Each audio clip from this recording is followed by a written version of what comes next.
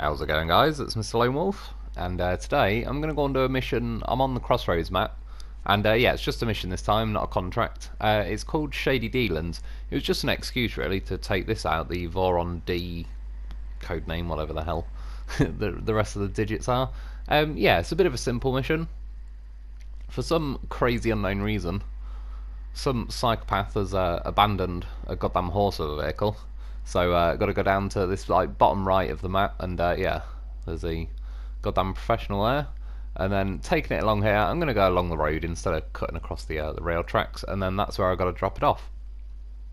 There's not really anything unlocked for doing this. I was just sort of flicking through different vehicles. Yeah, I didn't want to get stuck into like a really long mission. Again, apologies, I've missed a couple of videos this week. I'm just trying to get other stuff sorted before the old Christmas week sets in, so yeah, trying to get back to a bit of a regular pattern, but for the most part I'm all good, still ticking along. Yeah, like I say, ended up just finding a good excuse to take this vehicle out. Apologies, there's a little glitch there. Didn't miss the bit though where I got to run over the sunflowers. This vehicle actually sits low enough to enjoy that. Yeah, overall I have to say, taking this Voron out, it seemed like a pretty decent vehicle tonight. There's a few different things about it. Well, for one, I've got a goddamn horse on me. I was taking him for the possibility of like spares repairs and if I tip over and whatever. I put the... I can't even remember what it's called, but like this, I don't know, beaver tail thing where you can load vehicles on and off it. Yeah, I didn't strictly need to. Normally I could have just taken a sideboard and a crane, which I checked, and this thing can have like a sideboard and a crane, but yeah, just while I was flicking through them I sort of seen this and I figured I don't get to use it all that often, and since I am officially doing a rescue, there's a goddamn professional in the background with a Tatra Phoenix. Yeah, as I like, there's not that many missions where you go and rescue vehicles instead of grabbing cargo, so I figured I'd take this thing along and yeah, see how it goes. But yeah, this vehicle, the Voron D, unlike the other two Vorons, this thing's got like a special, it's a unique gearbox. It's more like an off-road gearbox really, but I believe it's its own unique custom one. It's not just like the normal off-road gearbox that's like the opposite to the high range. And one nice thing about it with the gears, because I normally just go for the high range, so I rarely get the chance to have 3 low range gears, and I was trying them all out in this vehicle. And yeah, I have to say, like, when you're driving along the road, it feels a little bit slow, but not crazy. Not as bad as I thought, to be honest. But yeah, once you're going across this kind of terrain and down the boggy roads and all the rest of it, it's actually got quite a nice pace to it. And there's only 4 gears out for when you're in auto, so it's not got as many to jump up, which for whatever reason they've done some kind of gear cap, or there's something going on this phase where, particularly in the high range, doesn't let you get into the top end of the gears. A lot of the times you only get up to like 5th gear out of 8. Obviously this kind of circumvents that problem by not having as many gears to begin with. But yeah, that's why, because it was only 4 gears, I was kind of thinking, oh god, is it going to be really slow? But overall it was, yeah, kept a pretty decent pace. And then the high gear, again, it's not as fast as I like. That's what she said.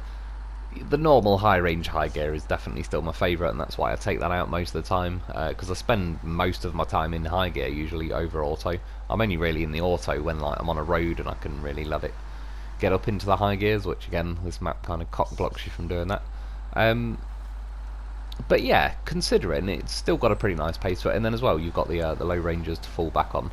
Because one good thing about this vehicle is selecting the tyres. It's got the muds, because it's a Russian truck. You get the option of muds, and the chained are like chained version of muds. It's also got like dual rear tyres if you want them, which sit a lot wider. It hasn't got the custom muds, which it'd be nice if it did. If it did, I probably would have gone for them, just again because they will sit a little bit wider. The only reason I didn't go for the dual rear tyres in the end, the chained version of them, is they're like a chained version of the all-terrain tyres or whatever, whereas yeah, I much prefer the chained version of the muds. But yeah, the tyres are 50-inch tyres, which is actually a pretty decent size, especially for the size of the vehicle.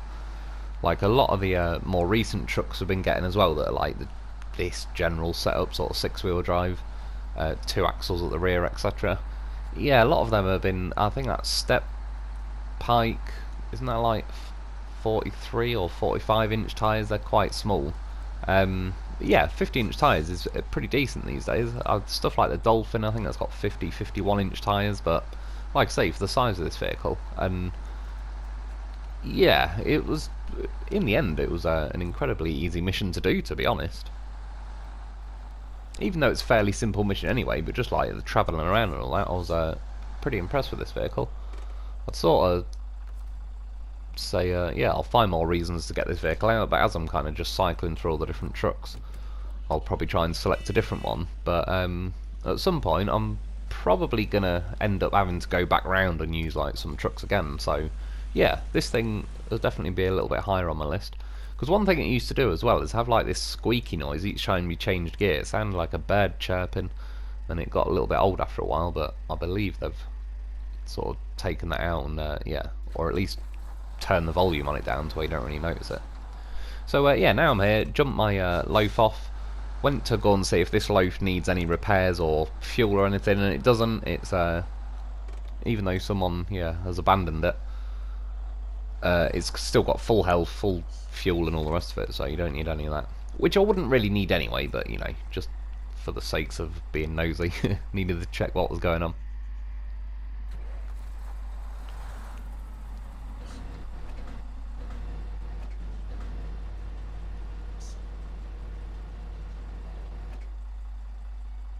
And yeah, I got a little bit overcautious, kind of about 20 feet ahead of it.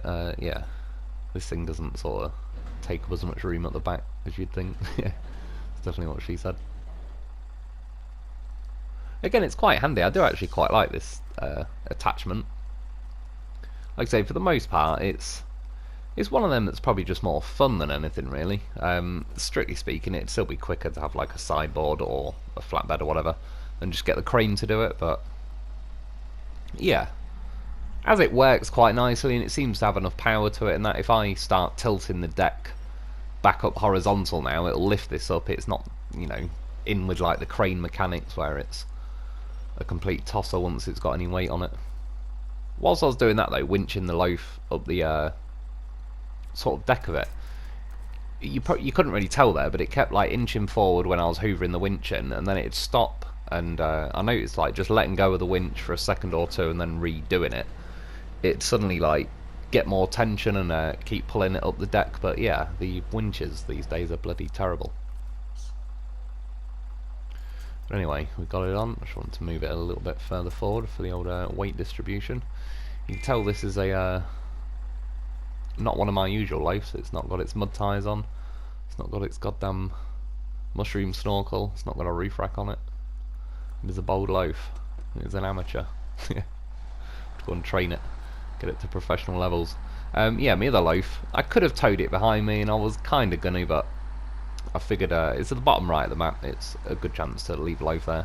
At some point, it will most likely come in handy. I'll be floating around here doing a mission one day or something.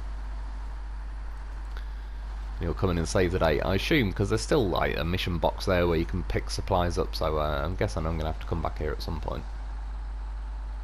You can see there as well, the train tracks are still doing that thing where they like, I don't know, they just have some thing going on at the minute where they hold you back quite a lot. It made me drop down the gears.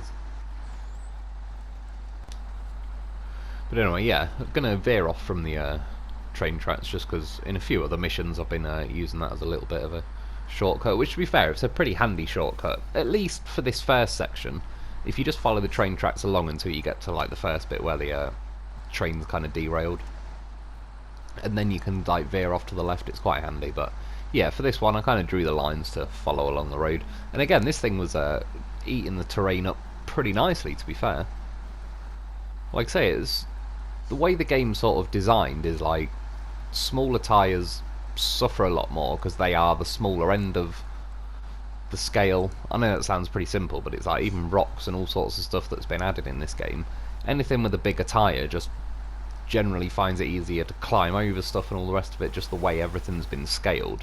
So once you get a truck that's got like the top end of the tyres, like size-wise, then yeah, it just makes things a lot easier. Like, you sort of roll over muddy patches instead of really having to like cut through them.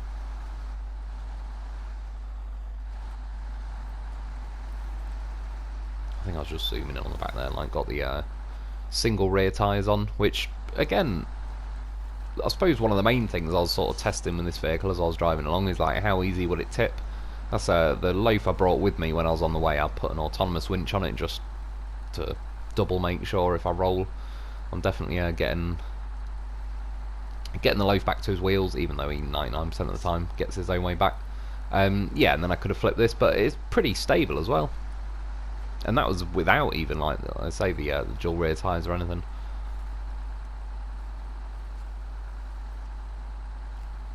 And I'm even in low range high-low, which yeah is a rare treat for me.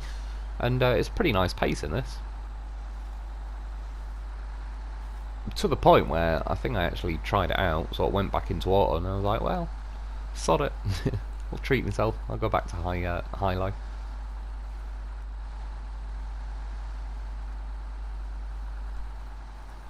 Try not to bend the wire on my headset. Bloody cat stole the best seat in the house. Tried to shove my leg out of the way so he's right next to the radiator again.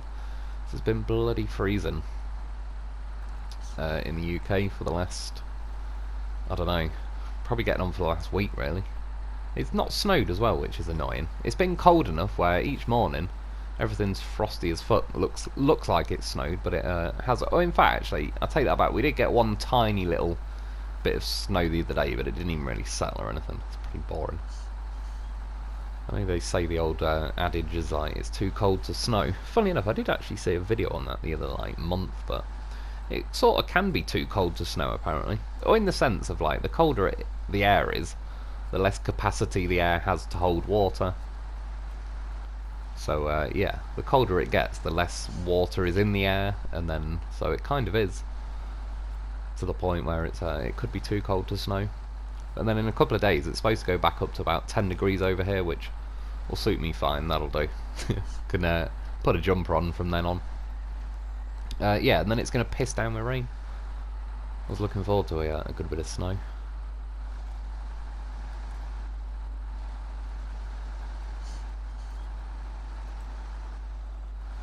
And at this point I've got a little glitch going here. I'm going to cut across, you can see, just I didn't really know this bit of the terrain, but I just drew the line going that way.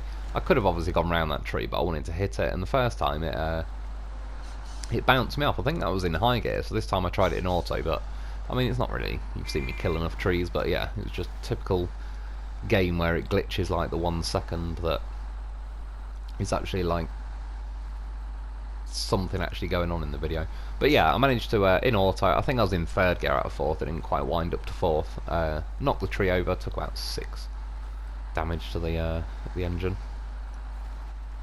And even fuel wise this had been pretty decent. I hadn't moved any fuel over from the Lo4f I took with me.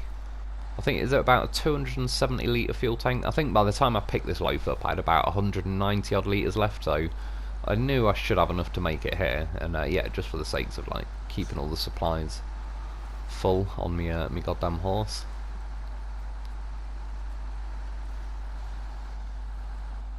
And even like the suspension, all that sort of stuff, it's yeah, held up pretty well. Like I say, it's actually a decent vehicle. I never disliked this vehicle, other than it still certainly didn't make me dislike the vehicle, but because I didn't have the option of a high range gearbox, it's just out of all 3 Vorons I'd probably pick the AE or the Grad. Well, the Grad's probably my favourite out of all 3 of them. The AE is probably objectively the most solid, it's just the steering's a bit sketchy on it. But yeah, this is a certainly a good vehicle. I'll find a way to use it again at some point. Sadly, when I got here, it took the Lo4f. It's not like a Lo4f that you get to keep at the end or anything.